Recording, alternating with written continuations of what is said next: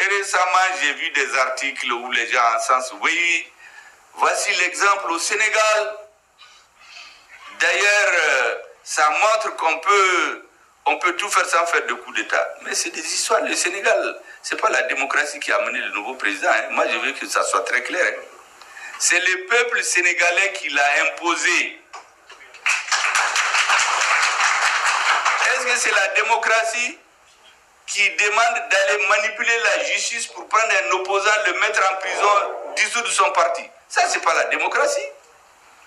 Est-ce que c'est la démocratie qui fait qu'on tue des centaines de citoyens au nom de la démocratie? Ça, ce n'est pas la démocratie.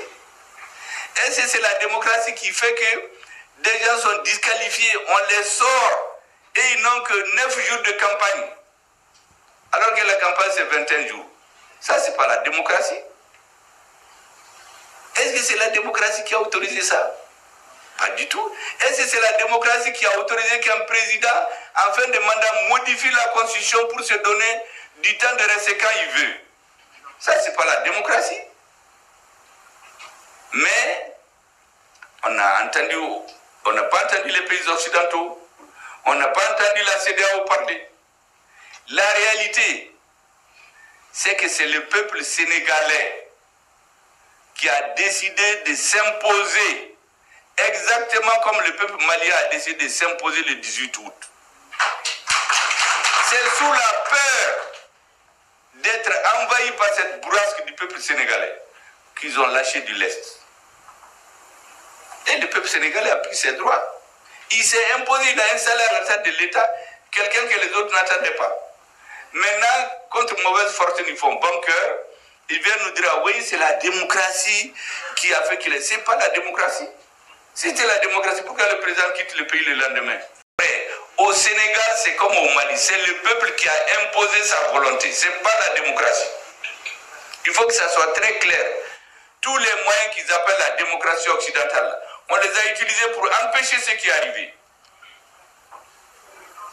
On va tuer des citoyens, ça aussi c'est la démocratie.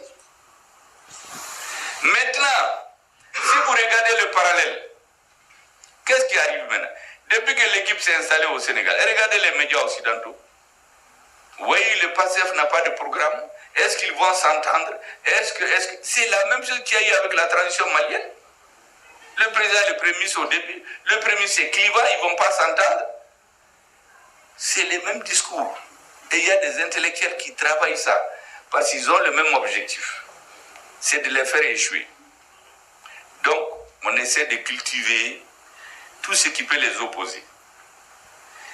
Même les alliés, les partisans, leurs partisans, là, il y a des anciens, il y a des nouveaux. Donc les luttes entre les partisans, là, ils vont les transformer en lutte entre eux.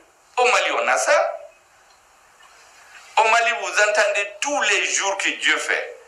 Les gens, c'était avec les informations qu'ils ont.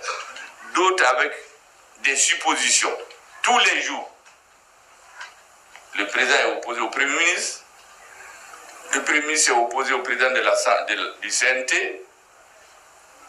Le Premier ministre est opposé au ministre de la Défense. Un jour, on a même dit que le ministre de la Défense a failli gifler le Premier ministre en réunion. Il y a tout. Mais ceux qui véhiculent ces choses-là, souvent c'est des alliés, souvent c'est des nouveaux alliés, c'est-à-dire des gens qui étaient avec eux, mais qui deviennent des alliés aujourd'hui. Souvent c'est les alliés en tout, mais c'est leur analyse. Peut-être même qu'ils ne se trompent pas. Qui se trompent. Mais il appartient à ceux qui dirigent d'avoir la tête froide et se dire qu'ils sont dans le même bateau.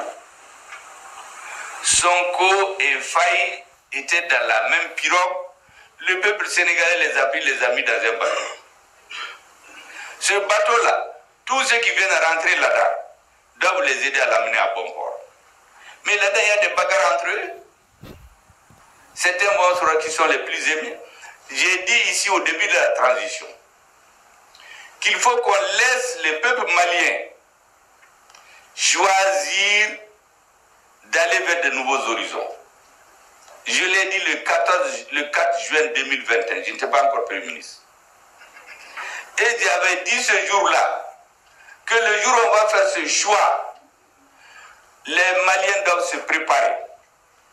a rencontré des puissants vents contraires, a rencontré même des cercles de feu. C'est la même chose au Sénégal.